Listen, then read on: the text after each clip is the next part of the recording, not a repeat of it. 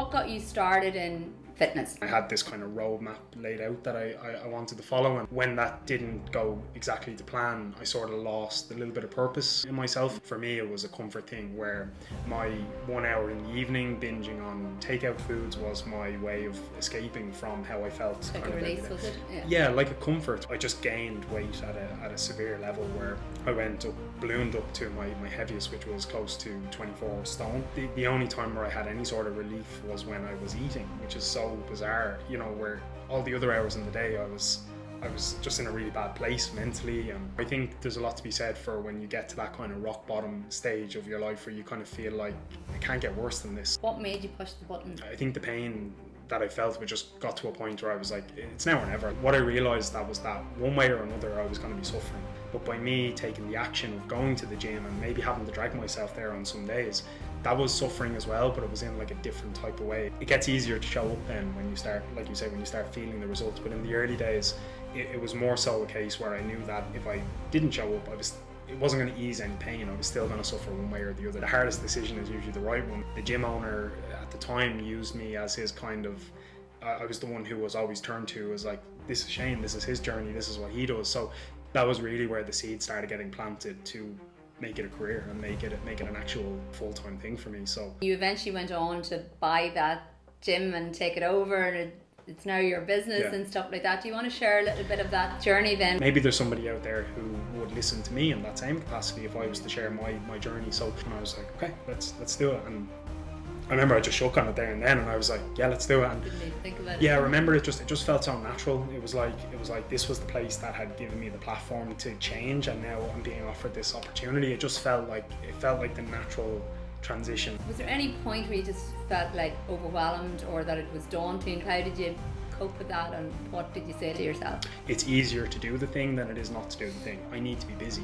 I can't be idle for too long, or else I just get into bad habits. And I think that was the pattern that I fell into after I left sales, what led me initially to getting into the space I was in. So if there's anyone out there struggling with motivation, what advice would you give them? What you need to realise is that.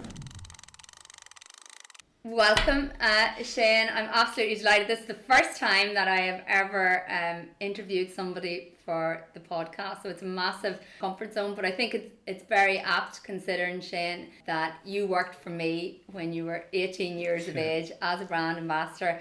And I remember your first week. I remember in the beginning you come in, you were really, really nervous. You were a very, very shy 18-year-old to go now to somebody that owns his own business, is running a really, really successful business. And I look at you now as somebody that I would look to direction for. So I wanted to just welcome you. For anyone on here that's listening to Shane, Shane is the Managing Director of Unit 17 Health and Fitness in Swords, correct? Yes. Okay, perfect. So welcome, Shane, delighted to have you here. And I suppose today, I know this will probably take its own natural format. I've prepared a load of questions for you, but I'm sure we'll probably deviate off that. But I'll get you just to introduce yourself a little bit first and talk about like your situation at the moment, what you're doing, you know, all of that there, and then maybe I'll bring it back to like when you're 18 years of age and how things, I suppose, transpired for you and the impact of having a coach and a mentor so early on. So do you want to maybe just tell everyone a little bit about yourself first and your journey so that they can get to know you a little bit? Yeah. So obviously, as you introduced, I'm Shane. I own a business called Unit 17 Health and Fitness. We're a small group personal training gym based in Swords. We specialise with helping beginners get started with fitness in small group environments, and we coach them throughout the process, anywhere between 3 months to 12 months or even beyond, kind of teaching them lifestyle behaviors and habits that are going to serve them, not just when they're in the gym, but just in their day-to-day life. So that is what I'm passionate about is obviously helping people, but specifically in the fitness space. So we open Unit 17 specifically for people who are in fear of going to commercial gyms, maybe people who get intimidated by going into big environments and big groups, or maybe never really felt like they got the help that they needed when they reached out in the past. So we try to create a safe space for them to be able to come to a coach-led session. So I've got a team of 4 staff coaches who work in the gym, and they're experts in their field. Their job is to guide and facilitate these guys being able to build up a routine and fitness. So it's very fulfilling work because we get to see somebody start kind of similar to yourself, where they start off and they're quite shy and they're quite reserved, and then you see their journey as they go along, and a lot of the times their progress stems a lot further than just their physical changes, but how their mindset changes then and how they sort of tackle other issues in their life. So, and what got you started in fitness? when I left sales, there was maybe 2 or 3 years there after I finished up where I just lost purpose in what I was doing in my life. I had kind of built up this vision of what I wanted to achieve in sales, and I had this kind of roadmap laid out that I wanted to follow. And when that didn't go exactly to plan, I sort of lost a little bit of purpose in myself. And admittedly, I sort of masked that by eating, essentially. And that was kind of my drug, if you like. You know, you hear a lot about, you know, addiction and things like this, and for me it was a comfort thing where my 1 hour in the evening binging on takeout foods was my way of escaping from how I felt. Like kind a of release, was it? yeah, like a comfort where it just gave me that short-term pleasure that would just allow me to forget about what my thoughts were about, you know, what am I going to do with myself and this type of thing. And through the process of doing that over the course of maybe a year, maybe a little bit longer, I just gained weight at a severe level where I ballooned up to my heaviest, which was close to 24 stone, which oh my God, look at you now. yeah, which is, and a lot of people, when I tell them that story, and I probably don't tell that story as often as I probably should, but whenever I tell that story, I get that same response of like, I would never be able to guess that, you know. So I got myself into that state, and you know, I think there's a lot to be said for when you get to that kind of rock bottom stage of your life where you kind of feel like it can't get worse than this. So there was just something inside me. I can't actually ever put my finger on exactly what happened that made me decide that I needed to change. 'Cause that's what I was going to ask you. Like, what do you feel was the catalyst that made you realise that something needs to change here? Or? Yeah, I can't put my finger on one specific thing, but I think it was just a combination of how I was feeling day to day. So it was the only time where I had any sort of relief was when I was eating, which is so bizarre, you know, where all the other hours in the day I was just in a really bad place mentally, and yeah, just wasn't good. And so I think I'd seen a couple of friends of mine who had joined gyms similar to the one that I ended up joining, and they had seemed to get on quite well there, and they were getting good results. And visibly seeing them, you know, I would see them every couple of months, and I'd be like, wow, you look amazing. And I remember just thinking, well, if whatever they're doing is available to me, I just need to figure out what that was. But I probably wasn't as forthcoming with being able to ask for help. I wasn't the one that would go up and say, what are you doing? I need to do what you're doing. I was sort of like, I would build myself up to ask for the help. So in behind closed doors, I'd be like, oh, I'll do it next week, or, you know, I'll wait till the time is right. Yeah, I was like, you know, it's not a good time to do it now because I've got this coming up, and so I'll wait until this is a better time. And how did you get yourself from that place of like the procrastination or putting off? Because a lot of us, you know, it's hard to execute sometimes. Yeah. So what do you think took you from putting it off to actually like making it happen? Because I think that's the part most people really struggle with, not just in fitness, whether it's business, mind, you know, whatever. Yeah. What made you push the button? Yeah, I'd been contemplating it, as I said, for a long time, and I think the pain that I felt just got to a point where I was like, it's now or never. Like, I need to do something. And there was a small group personal training gym similar to the setup I've got now, which was a stone throw from where I was living at the time. And I had seen this guy come to his gym along my road each day in his van, and I said, I know there's a gym down there somewhere. And one day I just bit the bullet and I just sent him a Facebook message, and it was something along the lines of, hey, I'm interested, how much is it, you know, how does it work, and this type of thing. And that was I remember it was on a Thursday, and this would have been May 2017. His administrator got back to me very quick. She replied to me within the space of an hour, and she had organised for me to come in later on that same day for a consultation. You weren't given any time to think? No time to think. And I remember before I went down, I was sort of putting up these walls to kind of protect myself. I had sent a message saying that I was coming off the back of a bad dose of food poisoning, which was true, but as a result of that, I couldn't exercise and this type of thing. But in hindsight, I was afraid. I was in fear, and so I went down to the gym, realized that it wasn't what I had built it up in my head. It wasn't this kind of big, loud environment. It was very relaxed and very quiet. And he just did all the talking. I just kind of sat there and I agreed with him, and I went along with it. And somewhere along that conversation, I kind of was like, this guy knows what he's talking about. Whatever he tells me to do, I'm just going to do it. And that was just kind of, I just decided in that moment. It was quite an emotional conversation because I think it brought up a lot of the pain that I was feeling throughout that time, and it sort of puts a mirror up to you a little bit in terms of like what you're doing day to day and how you've got to that place. And when you see that in front of you and you kind of get that reflection back, it is emotional. Like, it's kind of like, oh my God, like what's happened, you know. But he was very reassuring, and you know, as long as you stick with me, we'll figure this out, and it'll be all good. So yeah, the following Saturday, or that was Thursday, the Saturday I was in my first session. So I didn't have much time to talk myself out of it, which.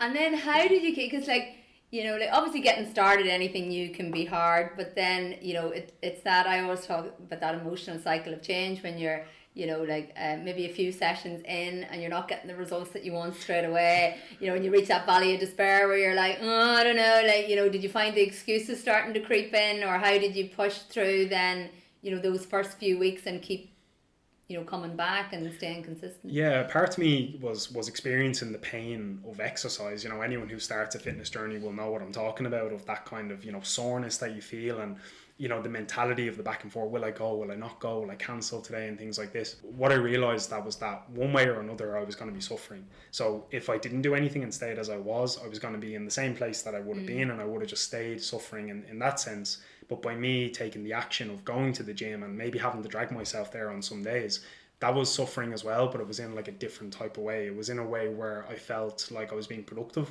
I felt like I was ticking boxes again. And coming back to my experience in sales, it was all very much about kind of ticking the boxes, making sure that you have everything, you're set up and that you're organized. So that gave me that sense of purpose a little bit again, where on the days that I had my gym sessions, it was like, they're my days. I would look forward to it then, where I'd be like, it's Friday, tomorrow I get to go to the gym. And it just somewhere along the journey, it just shifted. And of course, if you follow the advice that you're being given by your coach and you start to see results physically and you start feeling better, it gets easier to show up then when you start, like you say, when you start feeling the results. But in the early days, it was more so a case where I knew that if I didn't show up, it wasn't going to ease any pain. I was still going to suffer one way or the other. So I would have rather suffer knowing that I was doing something good for my body and for myself. So then the suffering ends once you are able to manage it. You know, when you start going from doing basic exercises to more advanced exercise, there's a sense of pride there of, wow, I'm on the bar now, and this type of thing. So all of them little moments throughout my journey would have always kept me motivated to want to see what's possible here. And I think that's really where my mindset started shifting back towards how it was when I was in sales at the early days. I'm sure, like, you know, probably like us all, there was like outside noise too, maybe mates trying to get you to go partying, or Sure. maybe the cake, or they're not going to the gym because maybe go out for pints on the Friday night, not go on a Saturday morning. But like, how did you blinker out the noise, or, you know, what way did you manage that? I've always had a great group of friends growing up, and you know, when you're kind of in that teenage stage, 17, 18, it's like, you know, you just eat and no one's kind of responsible. You can go drinking if you want, you can kind of do whatever you want. Admittedly, when I first bit the bullet to join the gym, there was an aspect of me where I felt like I had to distance myself to a point. That wasn't necessarily because of them, it was more because of, I knew that if I was surrounding myself with temptations, it was going to be easier to, say, use the word relapse, but I suppose give it's in context. And you know, I had friends, I'm sure we all have friends like this, who could go out and drink and eat, and you know, they'd still look the exact same the next day. Whereas if I did that, it had a really, really bad impact. It was like I wouldn't stop. It's like I didn't know when to stop. So I just had this kind of triangle of, I went from home to work to gym to home to work to gym, and I did that for maybe about 6-8 months, maybe, like consistently every single week, and that was when the results happened. Do you think like that, because obviously you had to devise then like a routine that was, I don't mean to sound dramatic, but that like wasn't, you know, non-toxic or whatever, you know, so 100%. That you could, as you said, resist temptation or whatever. So how important do you think that routine was in leading to your like long-term health goals and stuff? And it helped me develop a level of discipline that I had lost through that sort of transition to me getting into where I was at my worst. Let's say I'd lost that aspect of discipline, and I think it started teaching me that discipline again, where you know, your voice would creep into my head at times, where I'd be like, do the opposite of what you feel. Rent free in your head, Shane. No, honestly, I would say that to people all the time, where like them sort of phrases, like, you know, do the opposite of what you feel. I still use that to today. It's the one thing always in my head. You know, the hardest decision is usually the right one. These things started kind of, I knew they were there. They were somewhere in my head, but it was almost like through that period of time, for them 2 or 3 years, it had just got put to the back of my head. And then when I started kind of coming out of the the clouds a little bit, I started kind of remembering and recalling these things, and just started applying myself and applying that mindset again. And I think, again, there's a lot to be said, in my opinion, for momentum when you're on a fitness journey. Absolutely. I think when you build up that routine and you change them behaviors, there does come a point at some stage along the way where it's easier to do the thing than it is not to do the thing. And I think when I got to that stage, I felt like I was over the worst of it, and then it was just a case where it actually became really enjoyable then, where I would look forward to not just the training, but I'd look forward to seeing, I had a men's only group on a Monday night, so there was 3 other lads in the group, and I get on really well with them, so there was an aspect of a social aspect to it as well, and it made me feel quite proud, because the gym owner at the time used me as his kind of, I was the one who was always turned to as like, this is Shane, this is his journey, this is what he does. So knowing that my actions were inspiring others gave me more purpose then to kind of keep doing it. So if a new person started, my old coach would go and say, hey, I want you to meet Shane. Shane was 24 stone back here, and he's now done this, and I think you could really kind of, you guys would get on really well. And then all of a sudden I was like, I felt important. I was like, I'm being introduced to these new clients, and and it just gave me this sense of like, wow, like people actually are, I feel like they're inspired by me. And that was really where the seed started getting planted to make it a career and make it an actual full-time thing for me. So that was where the seed kind of planted in that. But that was still very early on in the journey. I was still had a lot to go, but that was when the wheels started turning on that as an idea. If I'm right in saying that you eventually went on to buy that gym and take it over, and it's now your business and stuff like that, do you want to share a little bit of that journey then? Because as you said, the seed had already started to get planted, so I can bring people on this journey. So what made you, I suppose, like, not just go and become a personal trainer, but to go on and run a business, and because it can be quite daunting, and you were still obviously 100%. Quite young and stuff too. Yeah. So I think them two things probably happened slightly phased out from each other, but when you look back now in hindsight, it was all part of the journey. But I think originally it was like when I was helped by not just the owner of that gym, but also his coaches that he had working there at the time. I remember thinking to myself, like, that must be such a cool job that he gets to, like, and this may sound silly, but it was like he got to show up to his job in shorts. He got to wear shorts to, working so long in the sales industry, things, isn't it? Arguing with the lads over how was my wins or not today and stuff, and going from that to then being able to wear shorts and a t-shirt. I actually remember us teaching you to tie a wins or not. I remember guys actually on YouTube. I remember that now that you mention it. Yeah, so it's like so having that kind of, and I know that's such a small thing, but I remember the way that they would engage with people, and it was just this sense of like, I used to look at them almost like superheroes, and maybe there's a little bit of that as in, because their advice helped me change my way of being and my thoughts. Maybe I would have just, they could have told me to jump and I'd be like, how high, and it was like, that was just how I was towards the coaches. So when I saw how much influence they could have over somebody like me, who at the time was a 21, 22-year-old who, just not long out of school, not really any direction, I was like, maybe there's somebody out there who would listen to me in that same capacity if I was to share my journey. So that was where the idea of becoming a PT originally came into place. And I think there's a lot to be said for timing. I think in general, I think timing is really, really important for how these things align.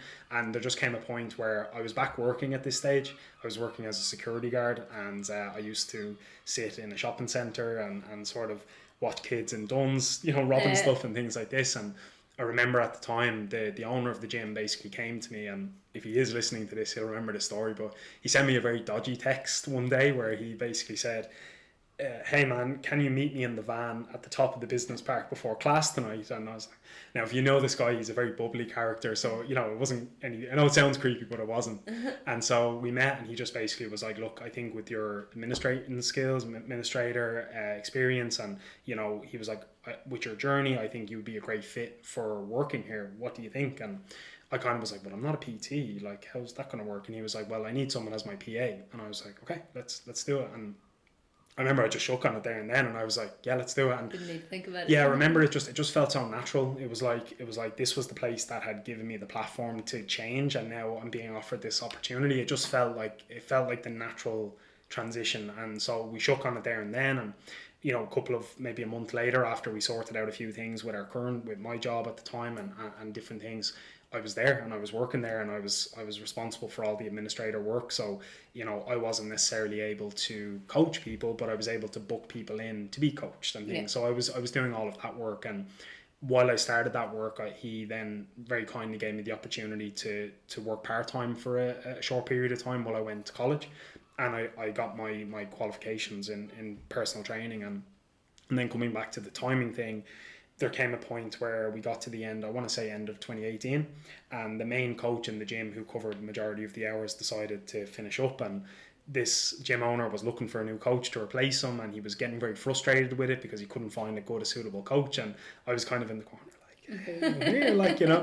but he also knew that I was quite valuable in the office, so he was a bit reluctant maybe to pass me over coaching hours, because he wanted me doing, at this stage I would have been doing sales for the gym, I would have been doing administrator work, but I kind of just kept shouting. I was like, at some stage, you're going to have to put me in there. And I think his fear was that I didn't have enough experience, but I feel my experience of understanding the culture of the gym outweighed any experience that any other coach could have on a CV. So eventually he caved into my request, and he gave me an opportunity, and I started coaching, and I promised that I would still do all my other responsibilities. And I think I remember them 2 months, January and February 19, I was doing like 65-hour weeks, because I was doing all the admin work and I was doing all the coaching hours, but I wanted to prove that like you can rely on me, like I can do this. And so that's where it started. And then just career progression throughout my experience, I was given more responsibility. I was then responsible for the sales in the gym then, which was kind of a really cool full circle moment, because I had obviously come from that industry here,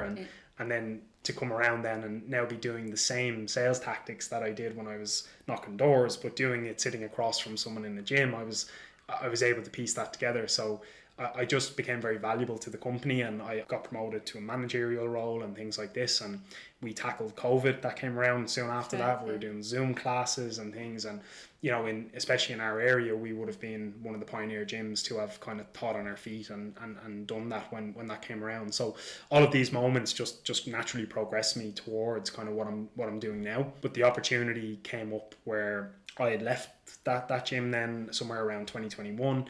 I tried to go out and do freelance, where I was like, I'll rent space in the gym and I'll coach people, I'll do it all myself. I knew what I was doing, and I think it was kind of in this post-pandemic world, and it was a bit of gyms especially got hit quite hard because of the the lockdowns and stuff and things like that. So the freelance gig didn't go as planned. I think initially at the time I remember saying to myself, this will be grand, I'll be able to pick my own hours and I can go to the work when I want. And what I realized through that process was that I need to be busy. I can't be idle for too long, or else I just get into bad habits. And I think that was the pattern that I fell into after I left sales, what led me initially to getting into the space I was in. I realised that although the idea of maybe only having to coach one client a day and then go home, and I was still quite young, I was like, I can play PlayStation, I can do this, I have all this free time. But when I was actually in the reality of that, I was bored. I was like, I need to do something. I need something to drive me forward. And one day, funny enough, actually the day of recording this, tomorrow the business turns 3, which is our birthday, so that's a nice milestone. I actually remember reaching out to you after we turned 1 a couple of years ago to let you know that, because I remember they always said the first year is always the hardest. So we turned 3 tomorrow, and so I just remember 3 years ago he just rang me one day really random, and he was just like, look, this is not my passion anymore, and I'm out. And he has a really, really successful consulting business now, which he's doing great with. And he just said, before I offer it out, like, what do you think? Are you interested? And I remember kind of being like, give me a day or two just to sit on it. And I spoke to my partner Elle about it at the time as well, because obviously it was important that she was supporting me in that as well. And it just felt right. It just was like, again, coming back to this cycle of like when these opportunities showed themselves, it was a feeling inside me where it felt right to do it. And I just said yeah, and we shook on it, and then we spent the next month or two getting the paperwork in order, and setting up bank accounts and registering businesses and all this stuff that I had never done before, but that felt very kind of, I'm not going to say proud, because I felt like we're only getting started. Like I was like, we're here now, we're at the start line, but we've a lot to do. So I'm trying to get better at it, but I'm aware that one of my sort of downfalls is I don't stop enough to be able to say like, wow, look at 3 years, like look at all the stuff we've done, because I'm always like on to the next. And I honestly think that mindset comes from sales, because of that sort of relentless like, what's next. And so that's where that's landed. And obviously at that time, what were you, 25, 20? When I opened the business, I had so it was 2022, I would have been 26 going on 27. Okay, because like it's still in the greater scheme of things, it's still quite young. Was there any point where you just felt like overwhelmed, or that it was daunting, or what the hell am I at here, or whatever, and how, and if there was, like, how did you cope with that, and what did you say to yourself? all the time. That's it. It wasn't just a one time thing.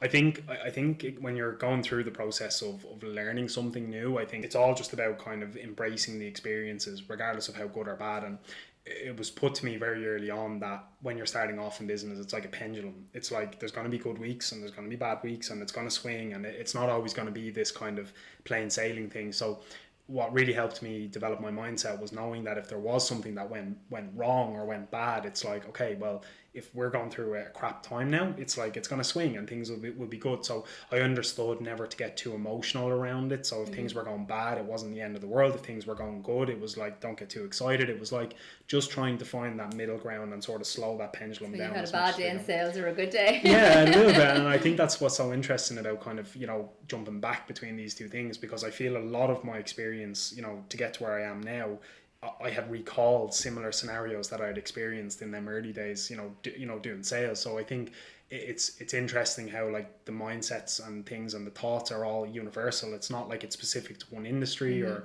one job or whatever. It's like it's collective. It happens in every area of life. So I just spent the time just kind of going through the ups and downs, and I was always trying to keep standards quite high, because gyms can be hit and miss. You get a good gym, you get a bad gym, but it was really important for me that our service was premium, and so that meant having a good team around me. That was a learning curve because I'd never had a team really before, and so it was all these kind of moments where I would approach it with that little bit of a fake it till you make it type of approach, where even though I maybe didn't really fully know what I was doing, I kind of was willing to take the risk to try things to rule them out. So tried that, didn't work. Let's try this. Let's see if this, that works. Cool. Let's keep that. Let's get rid of that. Let's try this now. And then it was just this kind of piecing it together until we found sort of a formula or a structure that worked and allowed the business to generate revenue and grow essentially to where we're at now. A lot of people will, particularly again when they're new to business stuff, try something that doesn't work, and then it's like, well, then in their head they can get into this, well, nothing works then. And, and you end up going down this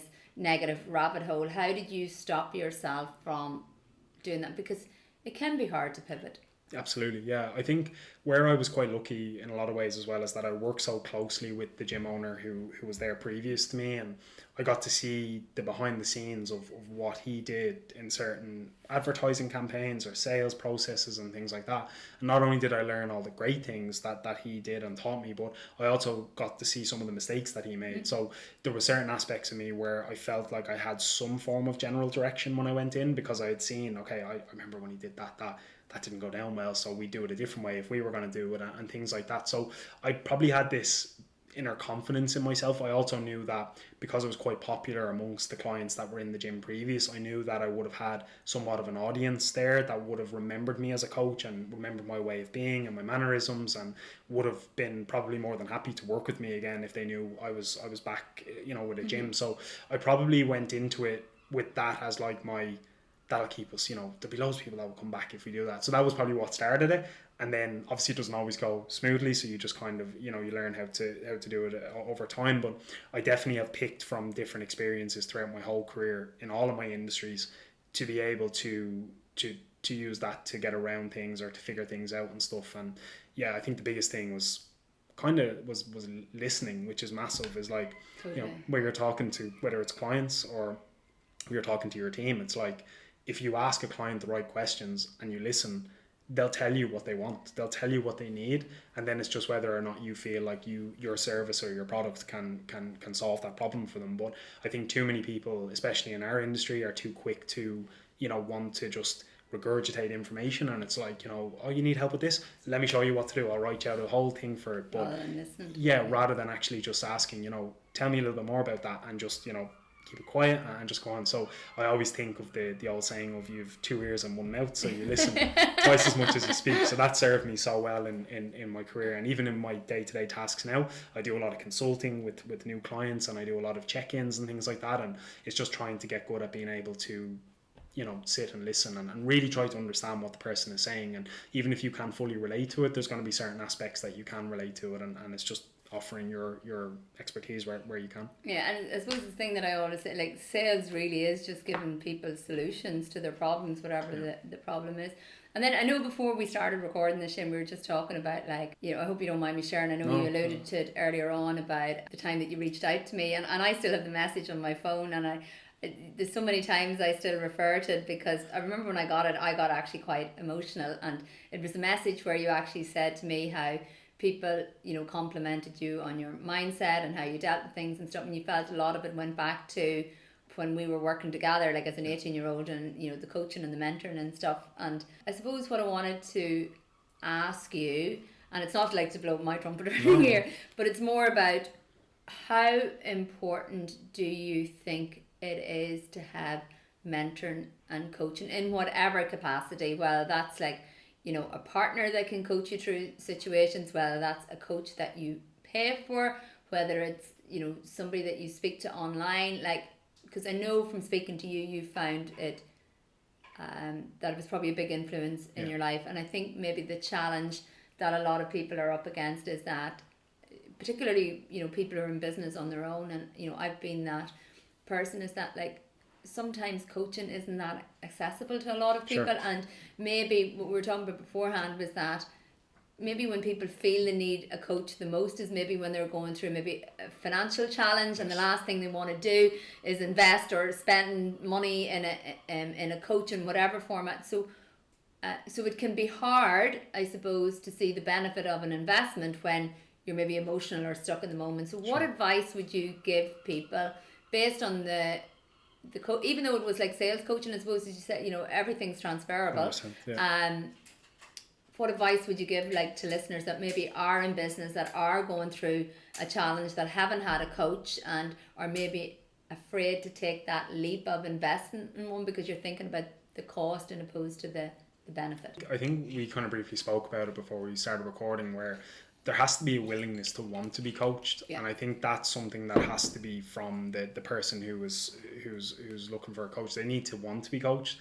And I think where I was quite lucky was I was so young, so I was in this kind of like, I was very like easily influenced, like I didn't have like, I wasn't set in my ways, I didn't have like a previous experience, it was like I was kind of this blank canvas a little bit. So when you go into that environment, it's kind of all it's like, it's that people help each other, and like if we did our prime times in the morning, and if someone was struggling, it wasn't a reason to like, oh, they're struggling, I'm going to do better than them. It was like, how can I help that person, because we understand the one we all. So I think when I got exposed to that at an early age, it kind of made me realize that you have to have a willingness to want to be coached if you want to improve, and you have to be vulnerable to that a little bit, because people, like we say, can be very set in their ways. This is how I want to do it and stuff. So I think having that as my first experience being coached at 18 years of age, when I went into the working world, made that more of a common thing as I move forward. So when I met my coach that I work with now, for example, it's not a question whether I should be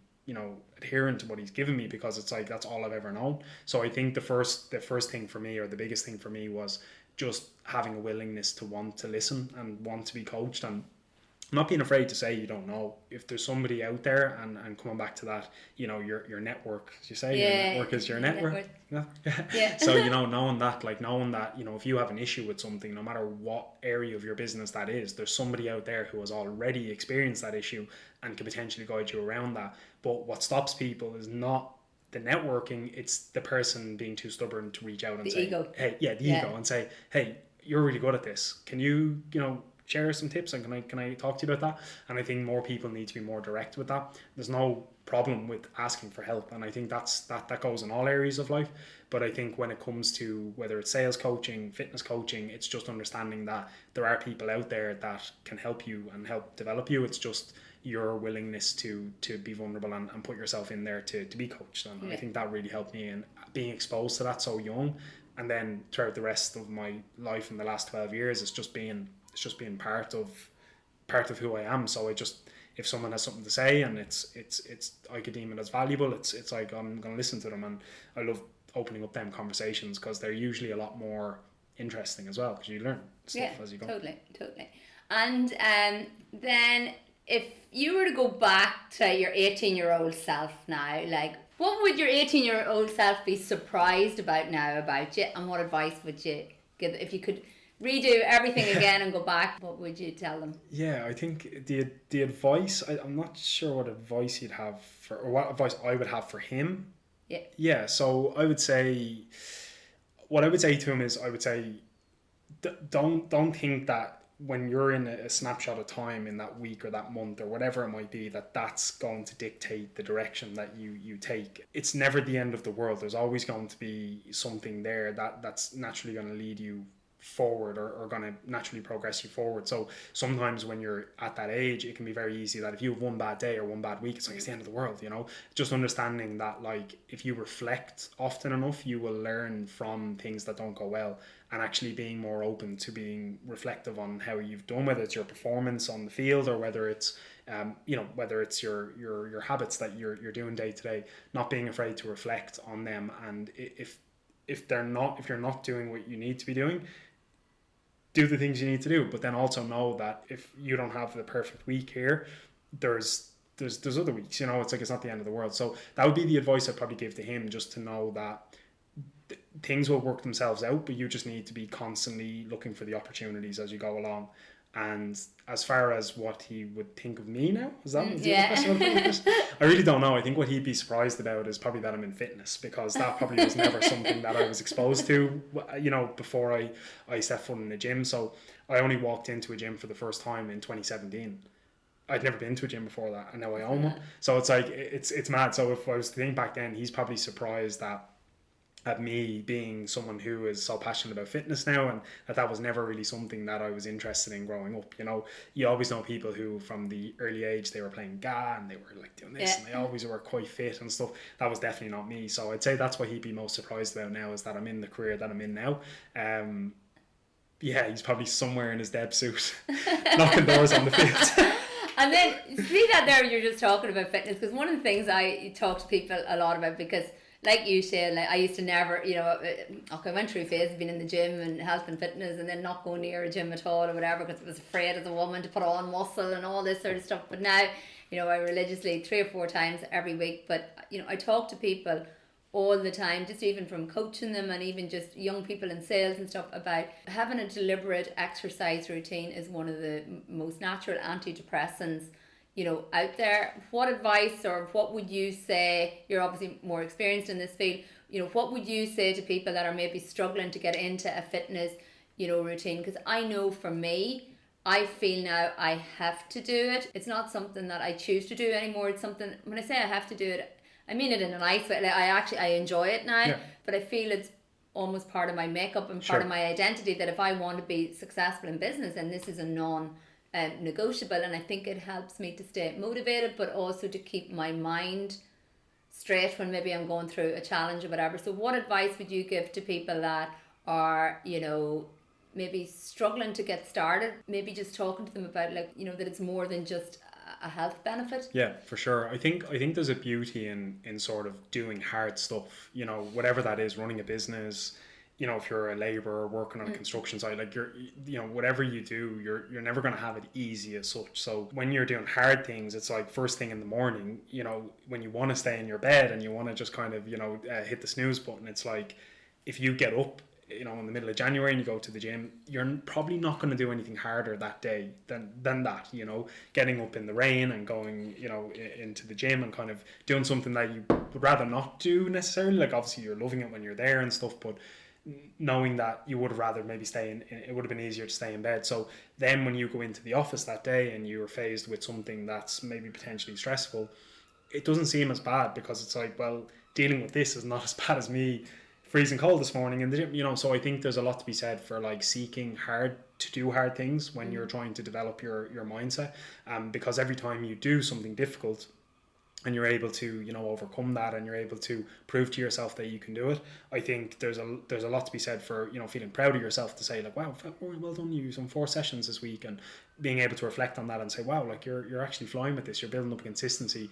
And I really feel like it's that old thing of the frog. Have you heard of this, the eat the frog thing? Yeah. I always reference that when I think of that, because it's like, you know, if you do that first thing, you're not going to do anything more difficult for the rest of the day. So that's how I've always kind of looked at, you know, fitness or whatever it is just trying to challenge yourself in a controlled way. So then when other challenges come at you in life, you're a little bit more able to absorb maybe other stresses that come into your life. So I think for a lot of people, fitness can be just something that keeps them ticking over, where if they miss their gym session, maybe they're a little bit less organized that day, they've maybe forgot their lunch, and then they're, you know, they feel like they're chasing their tail. So I feel it's a really good way to be able to just get your day started and kind of set yourself up for the day. Yeah, you feel like you're winning already for the day. You're in the gym while everyone's still in bed. Yeah, so you're already ahead. You're already ahead. I always say do more than the average person, and then you know you'll have more than the average person.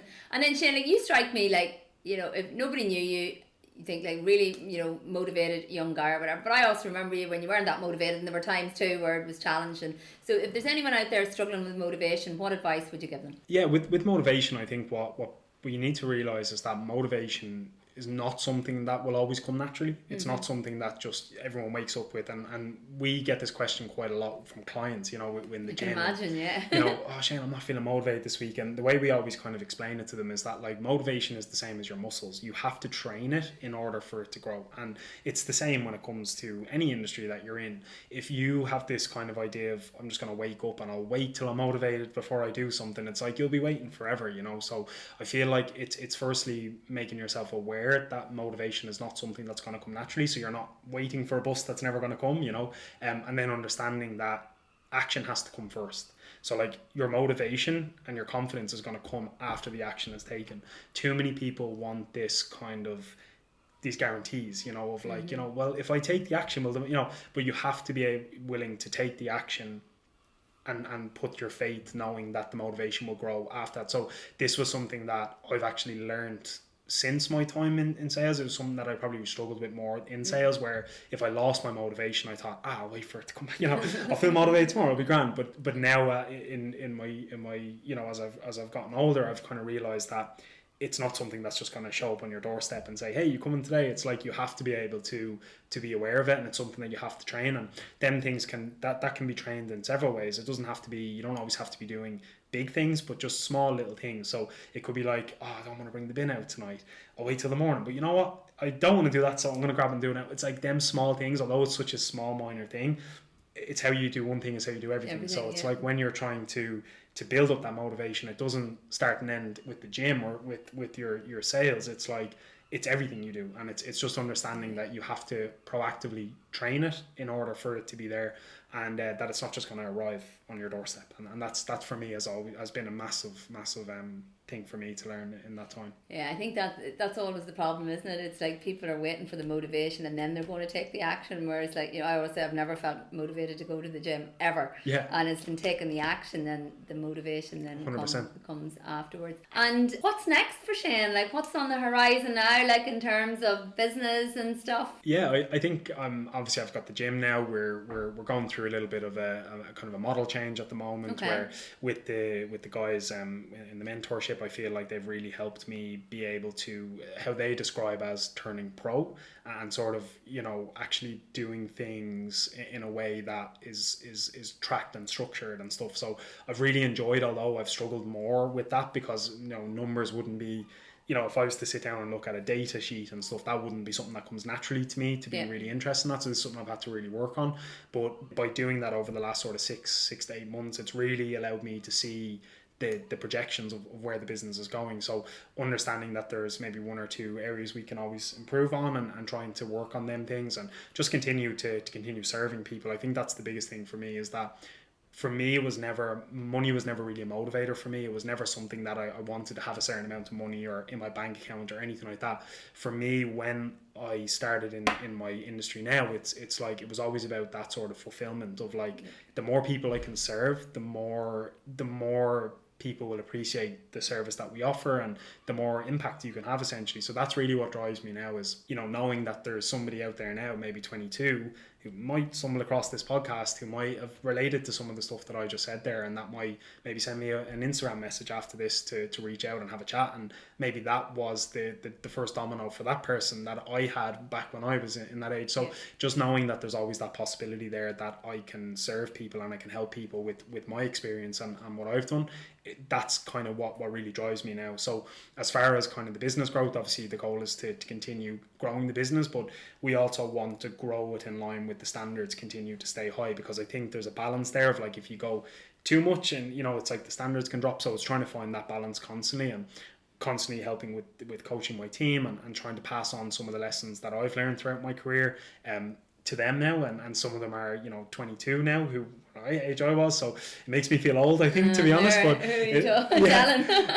but it's but it also allows me to think to myself, well, like, wow, it's like if there was people around me when I was that age that had such a big influence on me, I have to be aware of my influence on them potentially. So I always want to be the type of person that's here to help in terms of, regardless of what industry it's in. If I feel like I can provide some type of value to somebody, or having a conversation with me could potentially help them think about something in a different light, I want to be someone who's on hand to be able to do that. So the goal is just to sustain. As I say, we turn 3 tomorrow, which is a great achievement and something I'm really proud of. But at the same time, it's just about trying to establish ourselves in the area for the next 10 or 15 years, not just for 3 years. This is not just a kind of a quick 3 years and done. It's like, I want this to be the number one premium personal training facility in Fingal. That's where I'm at with it, and that's something that I think we can do with the sort of mindset that I have, but alongside the standards that I also drive within the business. So I'm really proud of my team,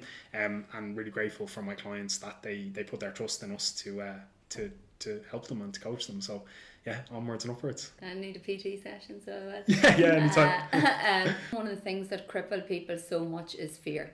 100%. Okay. Yeah. And they talk about your gut, and I always talk about what Sinead Haggerty says about, like, listen to the whispers, and it's like, like, your gut's telling you something and you get a little nudge, and yes. then and then you get a slap if you're not, and then like they'll hit you get hit with a brick, then it's like but like this is what you need to be doing. But I think it's Leila Hormozi says, like, fear is what is it, a mile wide and an inch deep, because I'm sure there's been times in your career where you felt fear. And I'm sure there's lots of listeners out there going, yeah, but Shane, that's okay, you don't understand and stuff like that there. What would you say to them? What would be, like, your words of wisdom to them? Look, I think at the end of the day, I think if you find something that you're passionate about, that you're good at, that you're doing, I think, like, investing in yourself to develop in that area, whether that's investing your time in going and speaking to people, maybe it's reaching out to somebody to ask them, can you shadow them in what they do, and just picking brains and just being able to use the resources that are around you. When you put yourself out there in them scenarios, you may not get an opportunity every time you reach out, but somewhere along the line, things are going to click for you. And I think having the faith that if you keep showing up, it's kind of like the law of averages a little bit. Yeah. And that's, something else that's like, if you stop. You still use that? I do, yeah. I do actually, yeah. Interesting enough, I was only explaining it to one of my coaches there the other day when he was doing his calls, but, if you've knocked all your doors and you've been told no all the time, it's like, the sale is there, and it's like, if you're going to walk away after every rejection or whatever it is, it's like you're never going to get there. So taking them things in your stride and not allowing them to define how you are as a person, and being able to just keep moving forward. And I think if you have the determination to make it work, you'll make it work, and it could take you 5 years, it could take you 20 years, but if you are enjoying what you're doing, you're passionate about what you're doing, and you have that drive in you, you'll grow from that. And I think the growth comes more from not so much your growth of your business, but how you grow as a person. And I think for me, that's the biggest thing, because coming back to what we sort of spoke about there, of like, you are the product, you are the person that people look to. It's not necessarily the business, or it's knowing that the good, the bad, the indifferent, it's always going to serve you in some way, and you may not understand where that's going to serve you in that moment, but at some stage down the line, the lessons that you take from these things will reappear, and right when you need them. And I think it's important to keep that little bit of blind faith with that when you're not having a great time, because that's the times when you need it the most, I think. And that's what I would say, is don't give up on something just because it doesn't always go 100% right. If it was easy, everybody would do it. So you have to understand that if you're doing something that the average person doesn't do, if it's owning a business, if it's knocking doors and you're talking to people, like, you're doing what people don't do. So understand that you're already putting yourself out there, and you're getting life skills that not everyone gets exposed to. And I always, when I think about my experience in sales, I always think that was like my college. Because I never went to college. So for me, them kind of 3 or 4 years was like my friend going to do his engineering degree. It's like, that was my college, because that taught me more valuable skills in that time that I've used more repetitively throughout my career up to this point. instead of going to college, getting an engineering degree and never using it, it's like I've used every inch of what my experience that I've had. So I think it's just looking out for these things and understanding that you're developing as you go, and you just go up levels as you get older, as you get more experience, you level up, and yeah, take confidence in that if you're doing something right. I always try to think about, like, anytime I'm going through a challenge, I always think, what is this teaching me? And then I know it's in the lesson. If I master the lesson, that's where my freedom lies. And I feel the lesson will keep coming back and back until I actually learn it, which can be hard, because then you 100%. feel sorry for yourself. Sometimes you go like, oh, the cycle again or whatever. But then it's realising, like, no, this is actually trying to teach me something. Yeah, I just need to listen. So something that I remind myself of quite a lot as well is, like, I know this might sound a bit cliche, but, you know, pressure is a privilege as well, you know, and I think, like, Podcast on it. Yeah, like, you know, if you're in a position where, like, people rely on you, or that you have to get up in the morning to let people into your gym, or you have to show up and do a talk in front of an office that day, understanding that people rely on you, that you're, you know, important. So, like, knowing that you've got that pressure on you, although there will be times where things won't look great and may not feel great and you might think the world is ending, but understand that you're only in that position of feeling them things because you're in a job that people care about, that's important. Yeah. So I try to remind myself of that, and I think practicing gratitude, I think, is massive as well. And just all the time, understanding that, like, you know, it's the smallest things. When you're mindful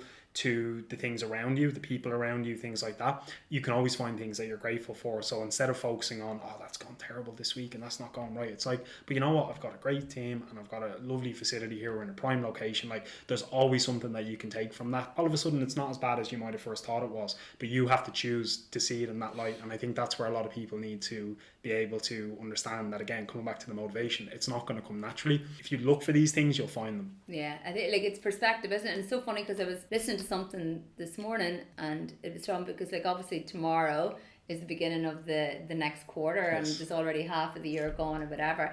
And what they were saying is, like, as we reflect on the first half of the year, what we can tend to do, just like what you said, Shane, is we focus on all the things that went wrong, and they become our main focus, and we're going like, well, that didn't work out and that didn't work out, and all you're actually doing then is focusing on negatives, and you're attracting more negatives, in opposed to what they're saying. Just focus on the things that went well and double down on that, you know, for the second half and for the next quarter, and let go of the things that, you know, that didn't. But I think you're right. I always talk about, like, if you get 100 emails and, you know, 99 of them is positive and one's negative, we tend to focus on the negative one in opposed to the 99 good ones. And you know, I think it's great what you say there about the gratitude, because I remember when I started doing gratitude in the beginning, years and years ago, I remember thinking, like, anything I'd read about gratitude, people had said, like, how powerful it was and how beneficial.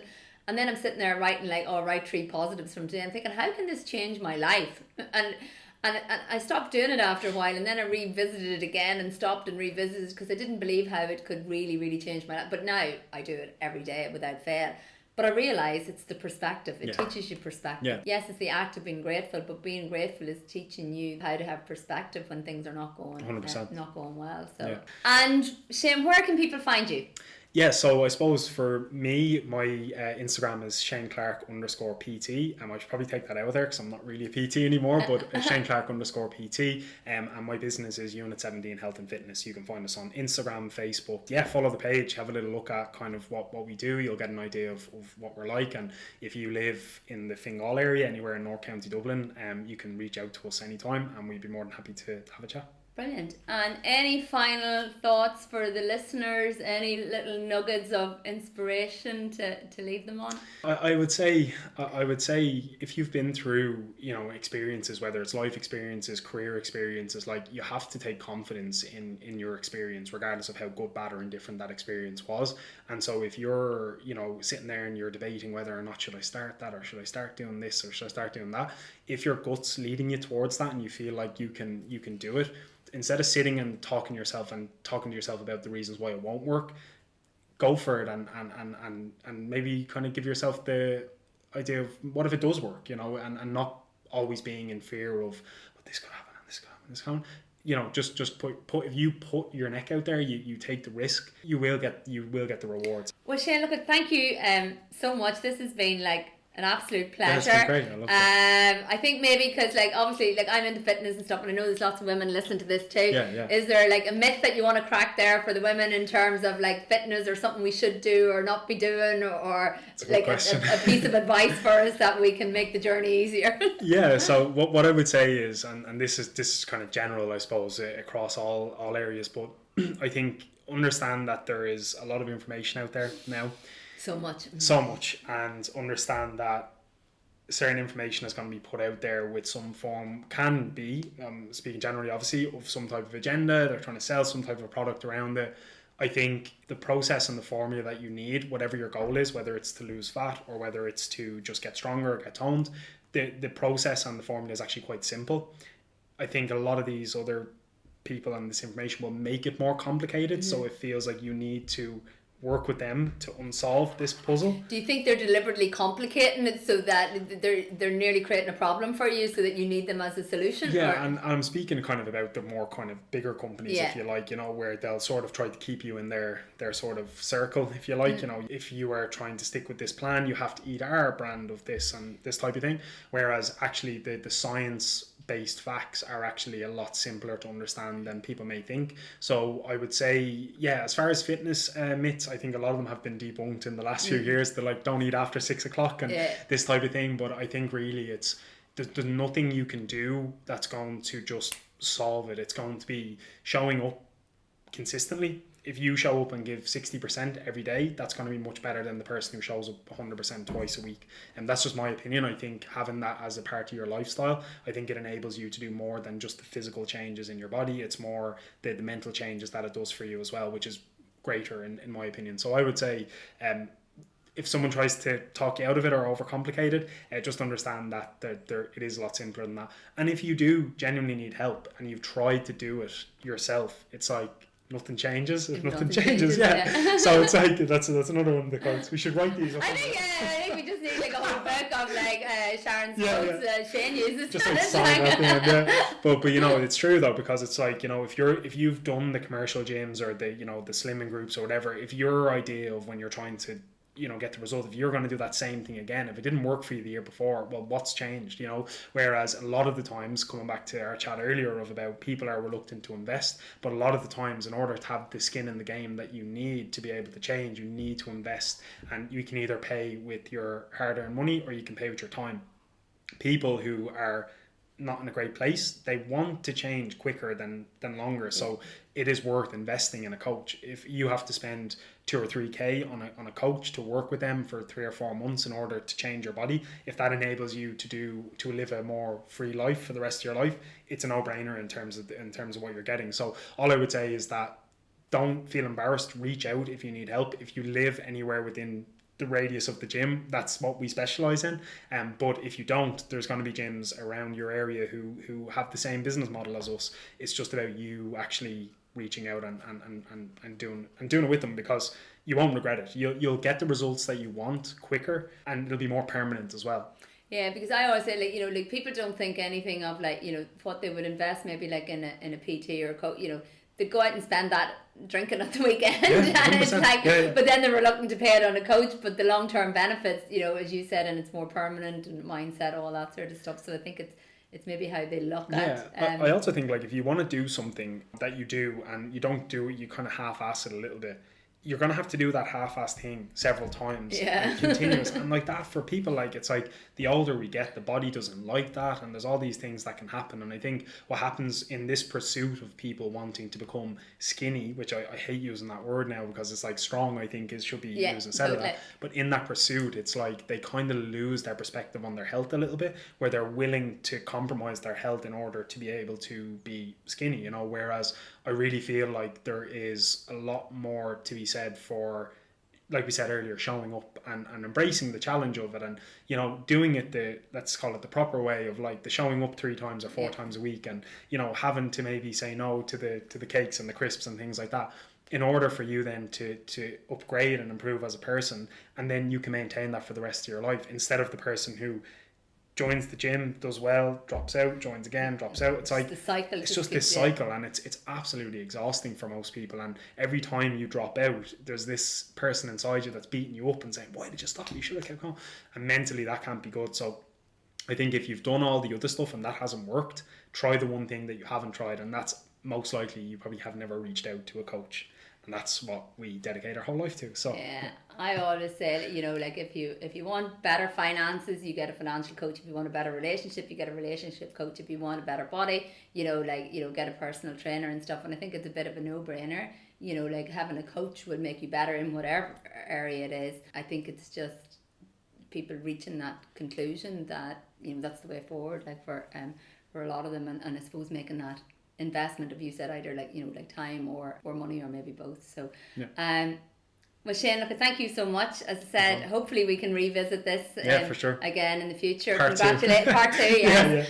Congratulations on the 3-year anniversary. Any celebrations or? No, so we sort of did it a couple of years ago where we did this whole kind of, you know, party in the gym and stuff like that. But, you know, I think obviously with it being a gym, I think, you know, it would kind of, you know, it would fit if we did something a little bit more active. So we're in talks of maybe going on maybe a hike in the next couple of weeks. Well, let me know. I would love to do that. I'm just on a 13.5k hike across the Giant's Causeway for Macmillan Cancer. So like I'm definitely up for another one. We did it, and we do it most Julys where we go and do the Glendalough Spink, which is really cool. So we were looking, I was only talking to the coaches yesterday about maybe starting to organise that as an event for July. We're looking at potentially the sort of 3rd to 4th week at the end of July sort of thing, and it'd be like a Saturday or a Sunday type of thing where we would normally carpool out, we'd do the hike, and then we'd, you know, have a bit of lunch while we're up there, and then we'd make our way back. So yeah, it's one of them things where we try to make everyone welcome, no matter if you're a member of the gym or not. It's kind of like a community day. So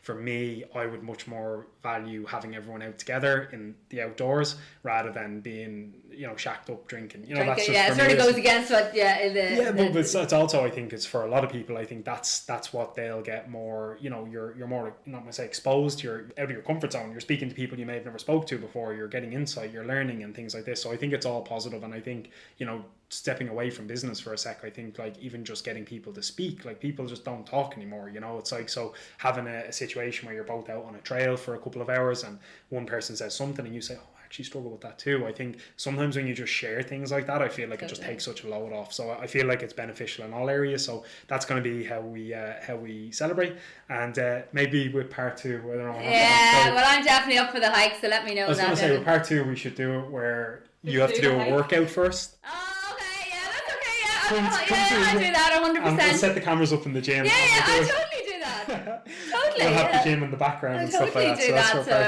well, But it took me from good angles. So I'll totally do that. But that's it.